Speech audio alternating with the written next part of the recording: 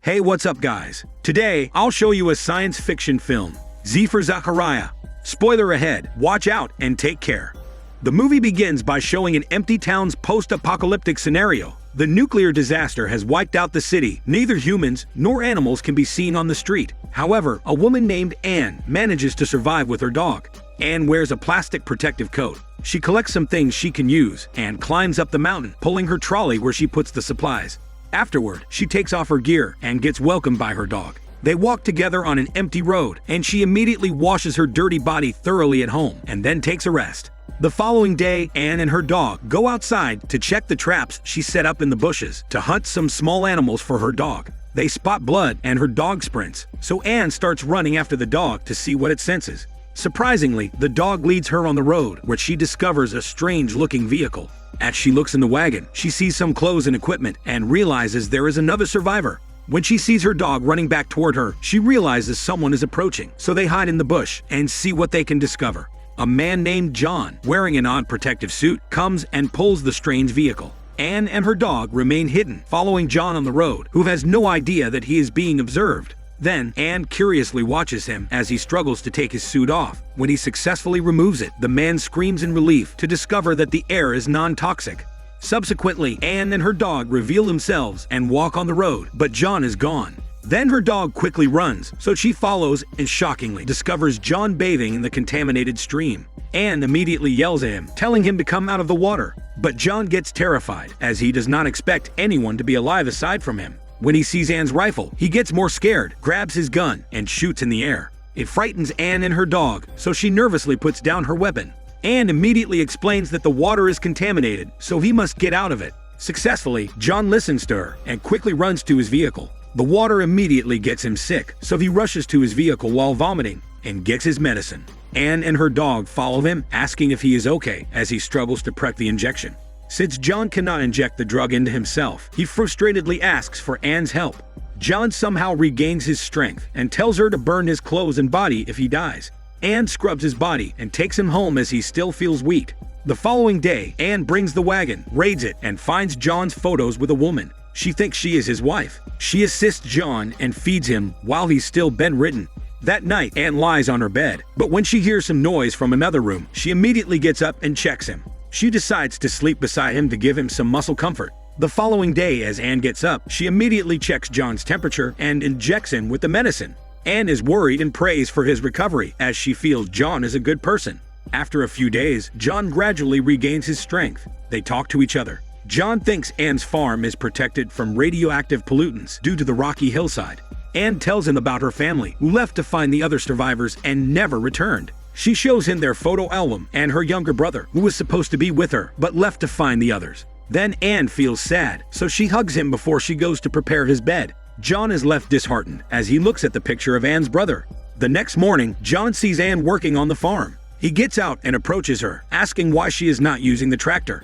Anne tells him it was broken with no gas, so she has not used it since. John suggests she gets the gas from the station, but Anne says there is no electricity to pump it. Later, Anne pumps the gas manually through John's instructions on the paper. She feels excited after getting the gas and waves at John, who looks at her through the rifle scope. After that, Anne happily prepares their food and they talk over dinner. John tells her that he stayed in a bunker and worked as a research engineer, specifically in the suit's design team, which he was wearing. He tells her he left the bunker because there is no life underground, such as sky, rain, and sun. Anne mentions the woman she saw in his wagon, thinking it was his wife, and John explains it was just a girl he met a long time ago. That night, they both secretly get attracted to each other, but try to hide it. The following day, they spend their time together by the pond, where Anne catches the fish. John feels delighted to eat fresh fish again after a long time, so Anne tells him they can eat them as much as they want. Then she shares her winter experience, when she almost starved and froze. She mentions that they can stock up on some fish, but cannot stock it in the freezer as her generator is broken. Upon hearing that she has a generator, John offers to repair it. Suddenly, John realizes they can utilize the contaminated water to operate the generator, so they go to the waterfall and inspect how to make it. John excitedly explains they can construct the water wheel using the wood from the church, which means they need to demolish the holy building. However, Anne feels uneasy, and she hesitates to destroy it. She explains that her preacher father built it and believes that God was the reason they survived. The building has sentimental value for Anne, but John tries to convince her by explaining another purpose of the church. That is for them to restart their life, regain electricity, and restock food for more people. But Anne understands it differently, thinking that if more people come soon, they should maintain the church. During the following days, Anne and John work together on the farm for their food supplies and resources. They start to discover their differences. John wants to have a break from working, but Anne is taught by her father to finish one's task first, so John goes to the abandoned mini-mart. Later, Anne follows him to the mart and discovers him drunk, sitting with empty beers around him. He then mocks her for consuming the sweet snacks and not the drinks. Afterward, Anne brings him home, and while Anne tries to assist him in taking his shoes off, he gets upset. He yells at her and pins her against the wall, saying he does not need her help. Anne gets terrified and hurriedly leaves. The following day, Anne wakes up feeling uneasy. As she prepares her drink, John arrives and offers her his sincere apology, which she willingly accepts. Then they proceed to work together as usual.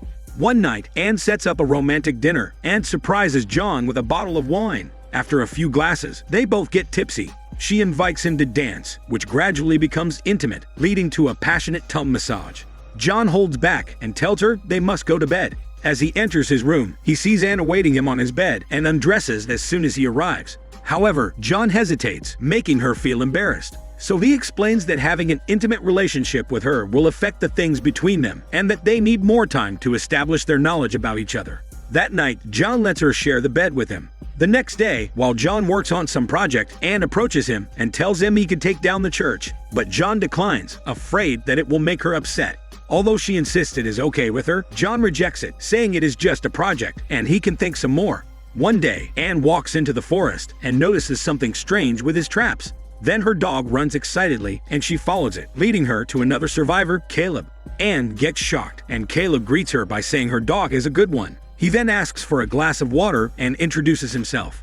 As they go home, John freaks out seeing Caleb with her and points the rifle at him, which Anne immediately calms his muscle down. Caleb tells them that he also stayed in a bunker, but due to a lack of resources, he walked 50 miles in search of food. Then, Caleb asks if he can stay on their land, but John worries that he got exposed to some radiation, so he needs to cool down and camp for a while. As they enter the house, the kind-hearted Anne convinces John to let Caleb stay inside, so they invite him and share the meal. John grabs that chance to tell his experience before arriving at the farm. He tells a story when he encounters a sick teenage boy in his wagon, stealing food. Anne feels worried, as the boy is the same age as her brother. John continues, saying the boy was the reason he came to the farm. He explains that the boy weakly swung the knife at him, stopped when he saw his gun, and then begged to end his suffering. Then he left him on the side of the road and left him to die there. John feels guilty and sad, knowing that it is Anne's brother. Anne also feels sorrowful by the story. Subsequently, Caleb shares his traumatic experience as he got trapped in the mine and witnessed some men kill each other. After that, Anne tours him around the house as she feels sorry for his experience, while John looks jealous observing them. John then confronts her and tells her she needs to be wary of Caleb, which leads them into a heated argument where she tells him he should have told her about her brother he met. After that, he sits at the table with Anne and reveals that he feels sorry that the boy he killed was her brother. Anne gets shocked. She looks away and holds her tears from falling. The following day, John and Caleb walk around the farm and decide to hunt for turkey. They go to the nearby waterfall, where John explains his canceled water wheel project. Caleb gets curious about why he has not started building it. John tells him that he does not want to upset Anne, who is a little sentimental about the church built by his father, where he is supposed to get the raw materials. Afterward, Caleb opens the project over their dinner. John clears that he is not rushing the project, but Anne responds that she agrees with it. He insists that they can do it anytime soon when she's ready. Anne seems pressured by Caleb, agreeing to proceed with demolishing the church to get the materials. The following day, the three start demolishing the entire church and getting the materials they need to construct John's project. While working together, Caleb and Anne also become closer, and they start exchanging glances, which John notices. So his resentment and jealousy of Caleb since day one continue as day passes by. After they tear down the church, Caleb finds Anne dispirited while looking at the remaining things in the destroyed church. So he asks her to have a walk, and they arrive at the nearby cave. As they sit, Anne gets curious and asks Caleb why he agrees to take down the church, which reveals how they both shared faith in their religious belief. After that, they walk back to the site where John awaits them, showing them the wheel he has made, and they hope it will work. That night, John speaks to Anne in private, expressing his thoughts and advises her to explore as he notices her closeness with Caleb, which Anne finds confusing.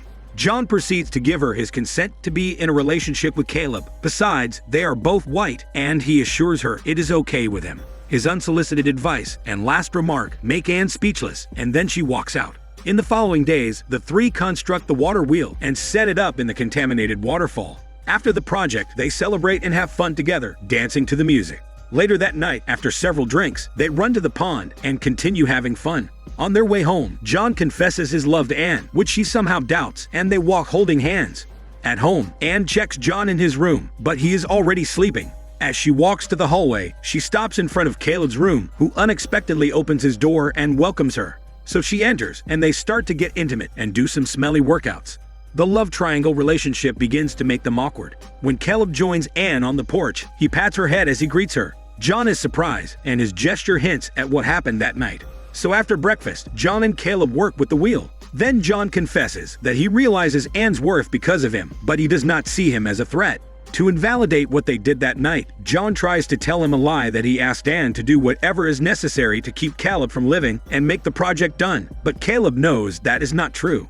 Afterward, they successfully set up the water wheel, where Caleb places the flume above the wheel, while John assists him through the ropes. Caleb struggles to climb up the rope as he wears the protective suit. He slips twice, but luckily, John manages to pull him up. They stare at each other intensely. When John arrives home after that, Anne welcomes him and asks him to have a drink, but he refuses. So she apologizes for their confusing relationship, but gets interrupted by John. He tells her that Caleb decided to leave and took only the suit with him, which makes Anne emotional. Anne immediately runs outside, hoping she can still find Caleb around, but sadly, she cannot see any sight of him. Meanwhile, John checks the waterfall and stands on the cliff's edge, gazing at where Caleb was last seen. After several days of lamenting Caleb's sudden disappearance, she discovers that the electricity has been restored. She excitedly runs outside and plays his beloved piano in the barn. Moments later, John returns and listens quietly, which she immediately notices. She proceeds to play as John sits down, listening and looking sad and guilty. In the end, Caleb's disappearance is not explained, but it seems like John let him slip and die. So as the title suggests, this post-apocalyptic and dramatic narrative is biblical and focuses on the moral choices and actions portrayed by the characters as they strive to survive. This is Daniel CC Movie Channel. Stay safe and enjoy your day.